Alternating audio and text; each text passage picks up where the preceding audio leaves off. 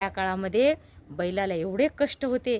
आज आज सगळे ट्रॅक्टरवर कामं चालू आहेत आणि ट्रॅक्टरवर कामं चालू असल्यामुळं आवतं बंद झाले आणि घरोघर जे बैल होते, प्रत्येक गरीबातल्या गरीबाच्या घरी बैल होते, बैलजोडी असायचीच. पण आज बैल कमी झालेले आहेत आणि बैल कमी झाल्यानंतर आज तुरळक बैल आहेत. प्रत्येकाच्या घरोघर बैल नाहीत, तर तुरळक बैल आहेत आणि तुरळक बैल असल्यामुळं आज फक्त मागच्या काळात जर पोळा बघायचा झाला तर गावात बैल मावत नव्हते हो, गावामध्ये.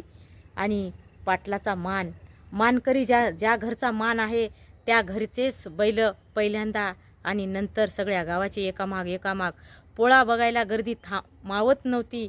आणि गावात बैल आणि बैलाचा मालक एवढेच त्या बैलाला आज सजवणे धुणे. खरंच पोळ्याचा सण हा खरंच महत्त्वाचा.